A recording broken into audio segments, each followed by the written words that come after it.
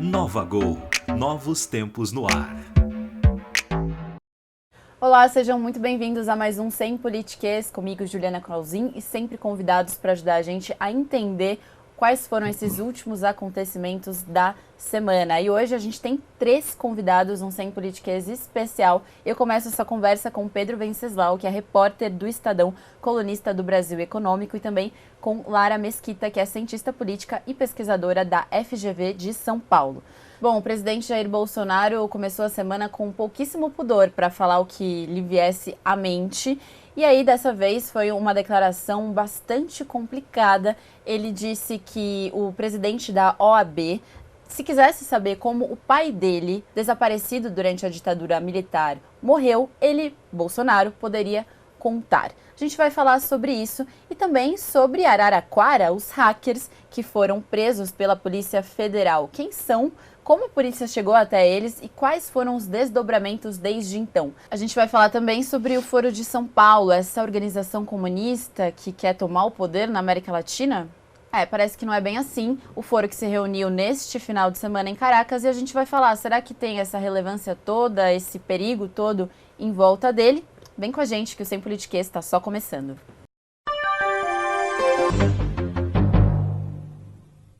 Queria começar falando com vocês sobre essa última declaração do presidente Jair Bolsonaro na segunda-feira sobre o pai do presidente da OAB, que morreu durante a ditadura militar. Ele ficou desaparecido e ainda hoje há controvérsias em relação à morte dele. Bom, o presidente deu uma declaração em um ataque direcionado ao presidente da OAB, dizendo que um dia, se o presidente da OAB, o Felipe Santa Cruz, quiser saber como é que o pai dele desapareceu no período militar, eu conto para ele. Ele não vai querer ouvir a verdade, eu conto para ele. Em nota, depois o presidente da OAB declarou: o mandatário da República deixa patente seu desconhecimento sobre a diferença entre público e privado, demonstrando mais uma vez traços de caráter graves em um governante, crueldade e falta de empatia. Pedro, hoje, terça-feira, dia que a gente está gravando, você publicou uma reportagem no Estadão sobre o assunto. O que o Bolsonaro disse que aconteceu e o que de fato aconteceu com o Fernando? Uma forma de deboche, o Bolsonaro resolveu falar sobre isso enquanto cortava o cabelo, depois de adiar um encontro importante que ele tinha internacional. O Bolsonaro diz que ouviu falar, enquanto estava ainda no quartel, enquanto era militar, ouviu de um amigo, de um colega, de um soldado, que ele teria sido assassinado pela própria Ação Popular, que é a organização que ele integrava, uma organização de esquerda que lutava contra o regime na época. A mesma organização, vale dizer, do senador José Serra, que foi presidente da UNE nos anos 60 e foi inclusive eleito por essa organização.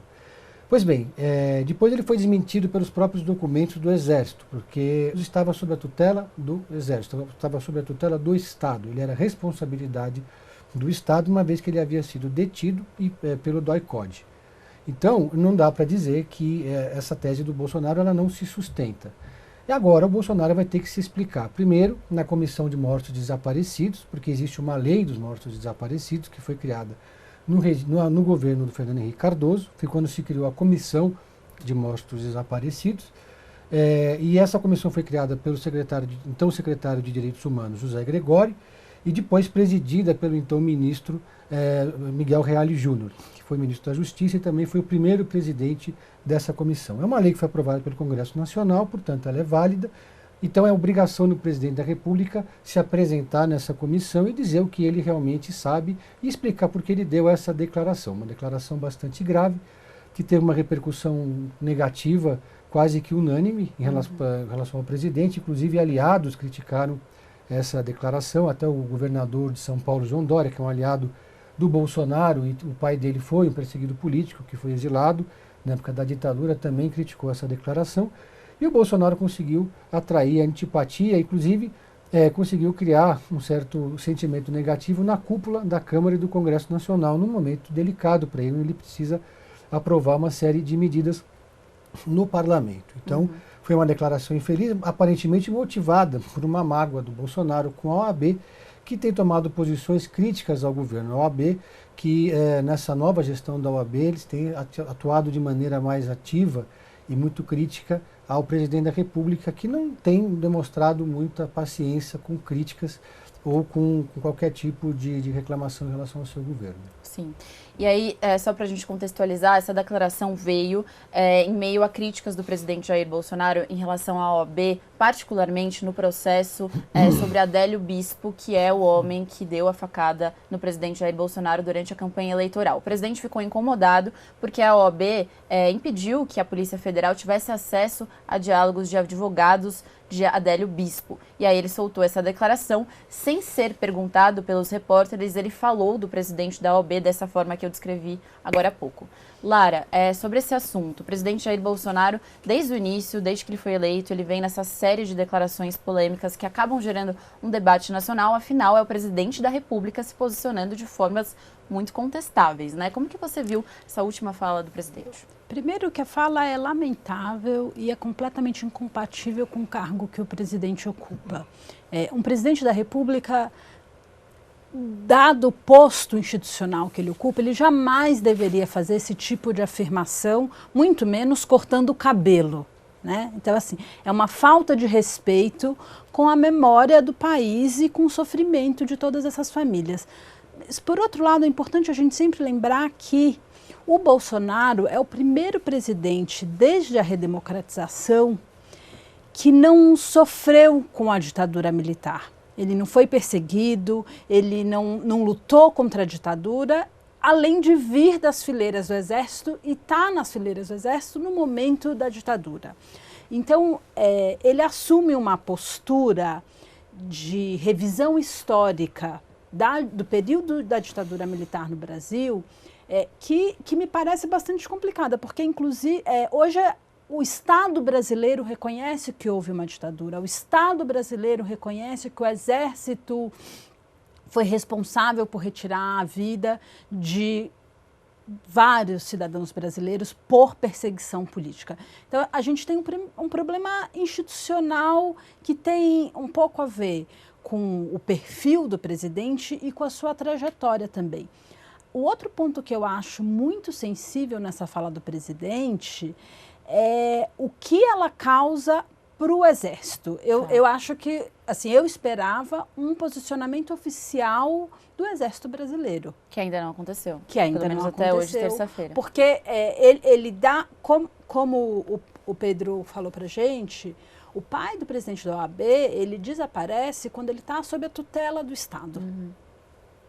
E a gente Então, quando o presidente diz eu sei o que aconteceu, ele dá a entender que ele sabe o que o Exército fez com ele. Sim. E aí, só sobre esse assunto ainda, o presidente da OAB já disse que vai acionar o Supremo Tribunal Federal para que o presidente dê as explicações. Então, como que ele tem essa informação sobre o que aconteceu com o Fernando Santa Cruz? E o PSOL já entrou na Procuradoria-Geral da República com uma petição contra o presidente. O partido alega que houve apologia ao crime ou criminoso e que Bolsonaro violou a probidade administrativa. Pedro, você falou sobre a Comissão de Mortos e Desaparecidos, essa comissão que na semana passada lançou um relatório sobre a morte dele, e aí nesse relatório tem ali descrito que ele foi morto sob a tutela do Estado, né? E o presidente Jair Bolsonaro, ele colocou uma versão mentirosa, né? Ele colocou uma versão que não está documentada, que não está na história. Como a Lara falou, ele está fazendo uma revisão do que foi a história. Como que você acha que a comissão vai reagir? Como que é essa reação? Você conversou com membros da comissão? Como que deve ser essa... Eu conversei com esses dois membros da comissão, né? O José Gregori, quer dizer, ex-membros da comissão, e o Miguel Reale Júnior. O Miguel Reale Júnior tem uma posição que ele acha que esse caso específico não dá para justificar a abertura de um pedido de impeachment, mas sim uma interdição. Ele fala assim, não cabe impeachment, mas cabe interdição, porque ele disse que o Bolsonaro, nas palavras do Miguel Reale Júnior, tem problemas psicológicos, então ele devia ser interditado, porque quando uma pessoa tem problemas psicológicos, como o Bolsonaro teria, nas palavras dele, ela causa mal a si mesmo. Outros juristas, porém, acham que dá para você, assim, justificar um pedido de impeachment, porque ele teria quebrado o decoro. Só que o decoro é uma coisa muito ampla, é difícil você especificar o que vem a ser o decoro. Geralmente o pedido de impeachment ele precisa de base política, né? O que justifica o pedido de impeachment, na verdade, é o de menos. o documento do pedido de impeachment das pedaladas fiscais, no caso da Dilma Rousseff, foi só uma justificativa jurídica legal para o Congresso Nacional politicamente agir pelo presidente da República. Para abrir o processo. Para abrir o né? processo Porque de impeachment. uma vez aberto, é um processo puramente político, deixa Sim. de ser um processo... E a gente tem na Câmara Rodrigo Maia, no Senado Davi Exatamente. Alcolumbre, do DEM, que é um partido ainda aliado ao governo de Bolsonaro, então isso é muito difícil de acontecer, né? Muito difícil, não há ainda ambiente político para pedir Sim. impeachment, nem a oposição está pedindo impeachment do presidente da República, nem o PT, nem a CUT, nem a UNE, nem o MST, porque essa palavra impeachment ficou, de certa forma, banalizada.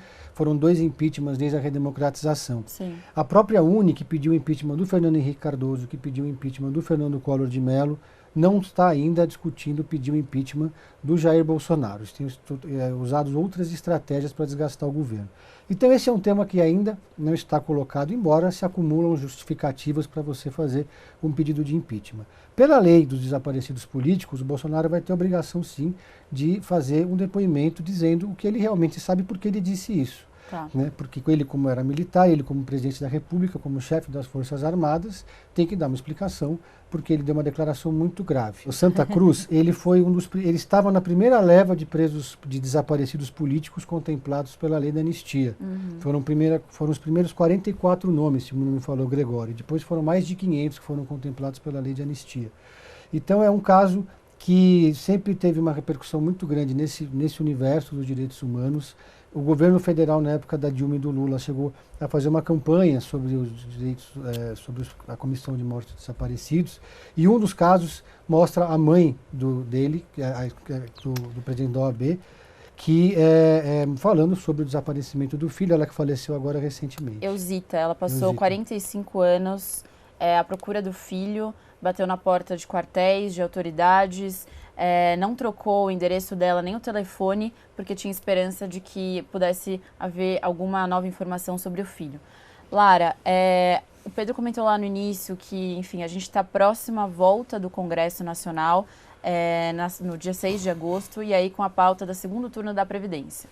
E no meio disso, o presidente Jair Bolsonaro, enfim, cria essa situação e parece que a pauta que está andando no Congresso, que deveria ser prioridade para o governo, enfim, fica escondida atrás de tudo isso. Essa nunca é a prioridade do presidente e ele sempre cria um grande escândalo em base de algo absolutamente desnecessário.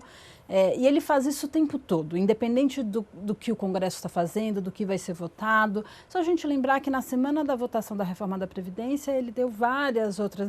Ele anunciou que ia indicar o filho embaixador dos Estados Unidos na semana da votação da reforma da Previdência. Em vez de concentrar os seus esforços na votação, de tentar viabilizar a votação do segundo turno ainda naquele momento, ele preferiu se dedicar a falar, vou indicar o meu filho para embaixador dos Estados Unidos. Esse é o modus operandi do presidente. O que me parece que talvez seja diferente dessa vez é que essa declaração pode gerar mais problemas para ele. Não concordo com o Pedro que não acho que isso vai levar a um processo de impeachment, mas ele vai ter que se explicar de maneira mais formal, coisa que não aconteceu com declarações mentirosas ou absurdas ou descabidas que o presidente deu anteriormente. Há poucos dias o presidente disse que a jornalista Miriam Leitão mentiu, que ela não tinha sido torturada. Há poucos dias o presidente disse que não havia fome no Brasil. Ele criticou de maneira inimaginável o INPE e a divulgação dos dados do INPE, dizendo que isso prejudicava o Brasil, ou seja, ele está sugerindo que o governo vai censurar dados públicos que não sejam de interesse do Brasil. Tudo isso não necessariamente gera uma necessidade do presidente se explicar formalmente, embora sejam declarações que, para os cidadãos minimamente informados e que não acham que devem fazer uma defesa do presidente a qualquer custo, embora possam apoiá-lo ou não, gera incômodo. Mas a declaração de ontem me parece que pode sim gerar um transtorno maior para o presidente, porque ele pode ser convocado a prestar esclarecimentos perante o Congresso, perante a Comissão de Mortos Desaparecidos e perante o STF. E se o presidente der uma declaração perante a uma dessas instâncias, que seja mentirosa, que falte com a verdade, isso seja comprovado, isso também pode ser usado como argumento para quebra de decoro. Então, assim, essa estratégia do presidente, a gente viu durante todos esses 7 meses de governo. Não me parece que tem nenhuma novidade aí, mesmo sendo a volta do Congresso. Ele nunca se importou com a agenda do Congresso na maneira de atuar dele. Agenda do país, né?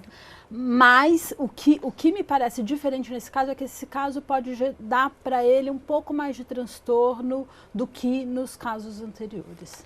Pedro, como repórter, como que tem sido a apuração dentro do governo? Por exemplo, você conversou com ex-membros da comissão, você chegou a conversar com membros do governo para falar sobre esse assunto? É um governo extremamente fechado, que tem aversão à imprensa, especialmente à grande imprensa.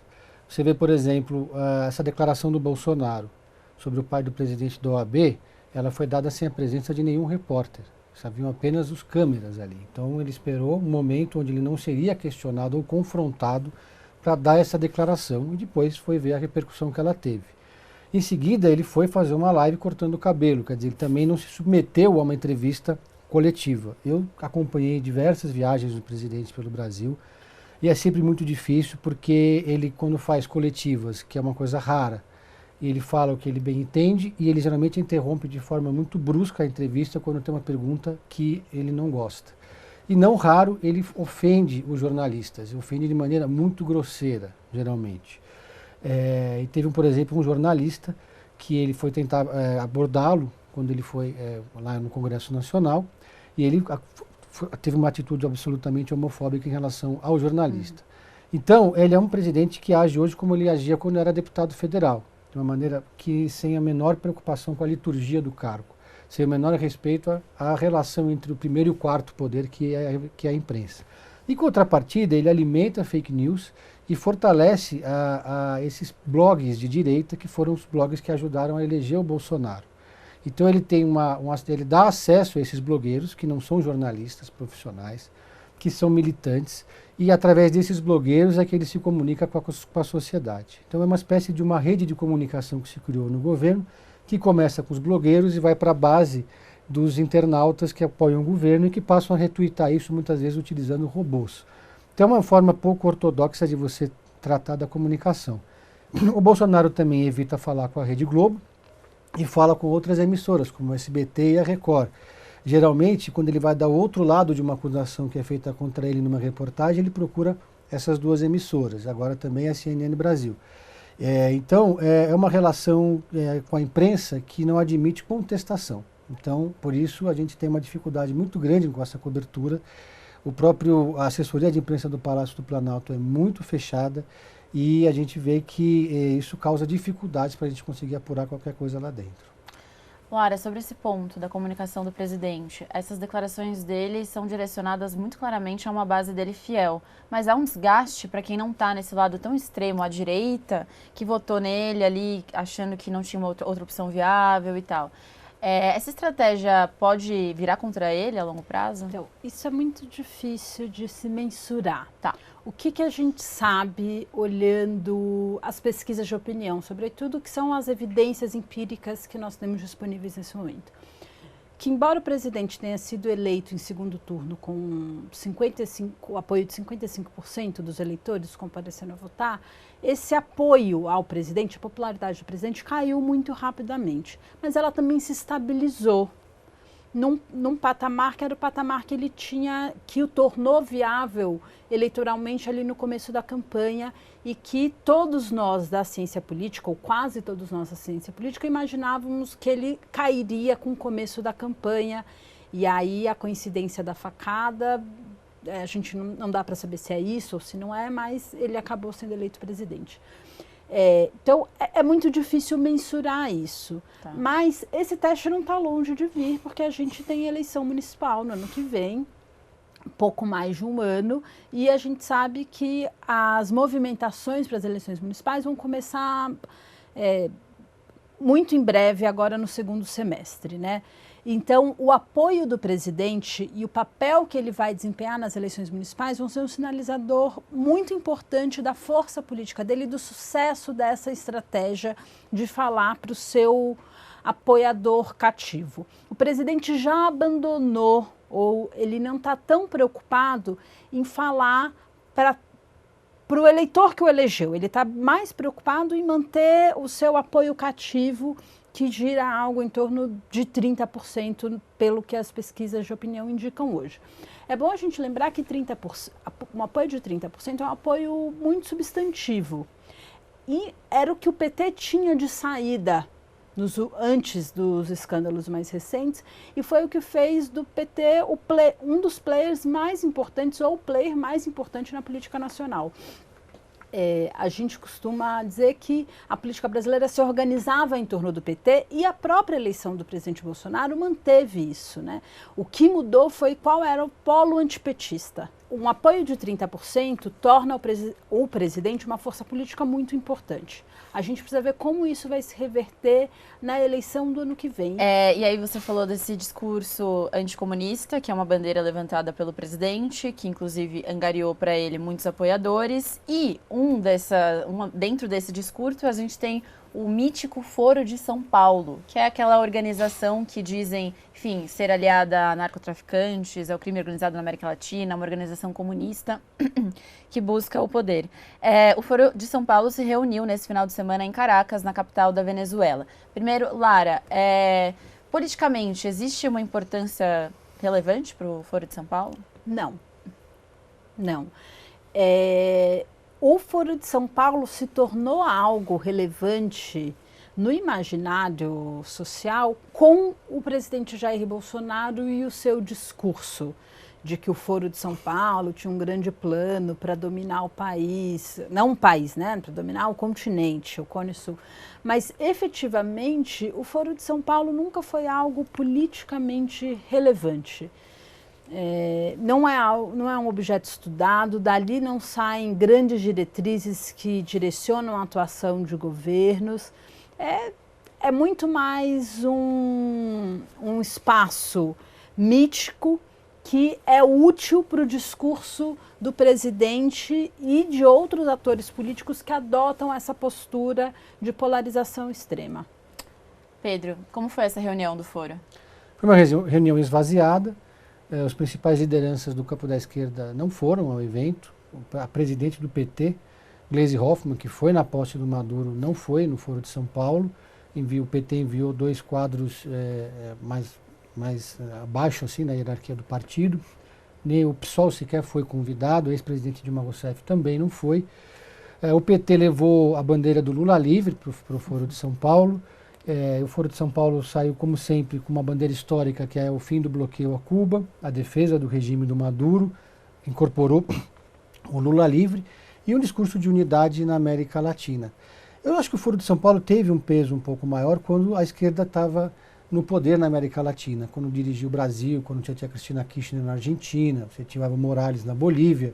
E aí você tinha condições de, através do Foro de São Paulo, criar algum tipo de discurso, uma narrativa comum, ou algum tipo de política mesmo para o continente. Agora, hoje, a gente vê que a esquerda está num momento de declínio na América Latina, então virou apenas um encontro de troca de ideias, assim como é o Fórum Social Mundial, que também acontece uma vez por ano, e que já teve também, quando a esquerda estava no poder na América Latina, uma repercussão muito maior e quase como um contraponto ao Foro de Davos. Hoje também está muito esvaziado o Fórum Social Mundial, ele inclusive foi dividido em vários pequenos eventos pelo mundo. Lara, muito obrigada pela presença, por ajudar a gente a entender essas duas coisas, enfim, e principalmente essa declaração do presidente, que ainda vai dar muito o que falar, como você mesmo disse. E como não passa de mágica, temos um novo convidado no estúdio. Pedro, obrigada então por estar aqui com a gente, participar do programa hoje. Obrigado, agradeço o convite e é um prazer estar aqui. Há exatos 7 dias, a Polícia Federal interrompeu uma manhã pacata em Araraquara, no interior de São Paulo, e prendeu 4 pessoas que são acusadas de terem invadido o celular de autoridades e pego aí informações. Bom, enquanto a gente grava esse programa hoje, na terça-feira, essas 4 pessoas, os 4 hackers de Araraquara, estão sendo ouvidos pela Justiça em uma audiência de custódia. Vamos lá, Pedros, como é que começou? Como é que foi essa operação? Quem são esses hackers? O ministro Sérgio Moro tinha dito há algumas semanas que essa invasão tinha sido feita lá na Rússia. Parece que, enfim, não é nada disso. Igual tem um meme na internet engraçado que mostra a expectativa, aqueles Matrix, sabe? Quando você vai ver o pessoal de Araraquara. Foi uma ação muito simples, tanto é que eles deixaram muitos rastros, e foi por meio desses rastros do IP do computador que a Polícia Federal muito rapidamente chegou aos hackers. Não são amadores, eles estão muito competentes no que fazem.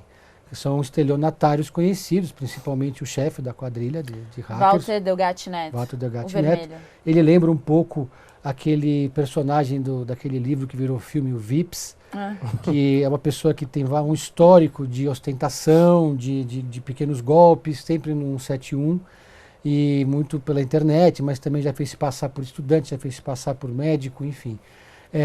E aí ele hackeou essas autoridades. São autoridades que não conseguem abrir mão do hábito de usar alguns aplicativos que são muito frágeis, como, por exemplo, o WhatsApp e o próprio Telegram. O presidente da República, por exemplo, usa muito o WhatsApp, ele praticamente despacha pelo WhatsApp. A segurança do presidente da República, o GSI, o Gabinete de Segurança Institucional, sempre insistiu para que ele usasse um telefone com 2 camadas de segurança, criptografado. Mas esse telefone não cabe nenhum tipo de aplicativo. Então não dá para ele jogar Clash Royale, não dá para ele usar o WhatsApp, nem não tem sticker, né? Não tem Twitter, não tem nada. Então houve esse hackeamento. Esses hackers procuraram a Manuela Dávila, que é a ex-candidata a vice-presidente da República, ex-deputada do PCdoB.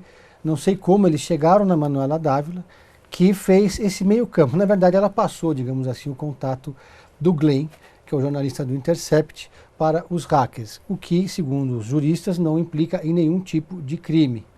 A Manuela Dávila vai ter que se explicar lá no Congresso Nacional, mas ela apenas fez o meio campo com o jornalista. O jornalista também, vale ressaltar, também não cometeu nenhum tipo de crime, porque é uma informação de relevância jornalística, embora haja uma tentativa de criminalização do Glenn. Inclusive fala-se agora em deportar o jornalista para os Estados Unidos, uma coisa que não tem o menor cabimento. Então esse foi o processo. Então, de certa forma, há uma tentativa do governo de jogar todo o holofote para o crime que o hacker cometeu, deixando em segundo ou em terceiro plano o conteúdo do que foi divulgado, que é bastante grave e que pode levar a contestações na justiça pelos advogados dos envolvidos na Lava Jato. Inclusive o ex-presidente Lula. Pedro, durante a Lava Jato, a gente teve algumas provas e algumas informações que inclusive foram vazadas na imprensa de investigações sigilosas. E aí se dizia assim, esse conteúdo é importante, então esse discurso de que foi obtido ou foi vazado tal, e como ele chegou lá não era tão discutido, as pessoas discutiam conteúdo. Aqui a gente tem visto uma inversão, né? O juiz do caso, o delegado, os agentes da polícia que estão investigando, o promotor do caso, o procurador da República, enfim, eles têm dever de sigilo, eles têm dever de manter a informação sigilosa.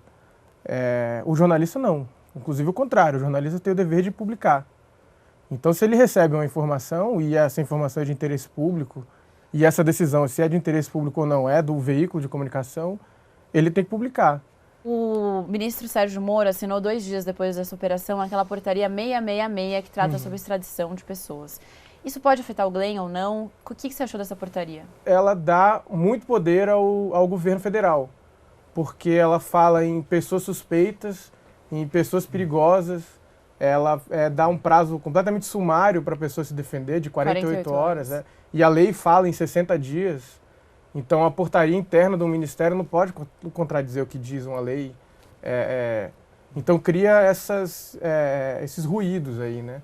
Que com certeza, se não o Supremo, o Judiciário vai ter que se pronunciar sobre isso. E o critério de pessoas perigosas é completamente arbitrário, não existe. É isso que eu ia perguntar, existe ali uma definição clara do que não é existe. Não existe. O ministro Sérgio Moro disse no Twitter que ele ainda falou, não gosto da expressão pessoas perigosas, mas é o que está escrito na lei que a portaria se destina a regulamentar. E tal. Isso não está escrito na lei, isso não existe uma definição jurídica do que sejam pessoas perigosas. Tá. Então isso vai virar uma decisão discricionária aquela história do guarda da rua. O cara lá da fronteira que vai decidir se essa pessoa é perigosa ou não. e a pessoa que for carimbada como perigosa vai ter 48 horas para provar que não é. O que é uma coisa que não é muito razoável, né? Pedro, o ministro Sérgio Moro, na quinta-feira, ele entrou em contato com autoridades, depois que a PF já tinha ali acesso ao material desses hackers, e disse que ia destruir as mensagens que existiam ali. Nas palavras dele, ele disse que para não devassar a intimidade de ninguém. Quando o ministro foi no Senado, ele tinha garantido que a PF ia ter autonomia para atuar, que ele não ia interferir. Isso aqui vai contra o que ele mesmo disse, né? E é um perigo, porque a PF tem que ser ter a liberdade para atuar sem uma interferência do Ministério. Né? Em primeiro lugar, ele não pode destruir essas provas. Isso também. Ele se antecipou, e ele como jurista, como juiz, como ministro da Justiça, devia saber disso. Ele agiu de maneira meio ansiosa e atabalhoada ao dizer que faria isso. Segundo, é muito grave o fato de ele ter ligado para todas essas autoridades dizendo que as provas seriam destruídas. Ele também não poderia ter feito isso, porque isso mostra que ele teve acesso privilegiado à ação da Polícia Federal. Sendo que a ação da Polícia Federal, em muitos casos, envolve o próprio ministro da Justiça. Então ele cria um constrangimento para a polícia e ele cria um constrangimento para si próprio. Né? Então, eu lembro que esse era um debate muito forte na época que o ministro da Justiça era José Eduardo Martins Cardoso.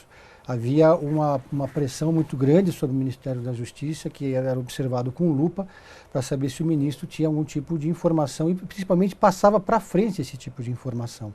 Isso aí quebra totalmente a autonomia da Polícia Federal numa investigação, porque por mais que a Polícia Federal seja submetida ao Ministério da Justiça, ela tem que poder atuar livremente, porque muitas vezes é ela que atua nas investigações sobre as pessoas com foro privilegiado. Então, esse talvez tenha sido um dos piores deslizes do Moro, além do conteúdo dos diálogos mostrar que o Moro, quando era juiz, porque esse foi o primeiro grande deslize do Moro enquanto ministro.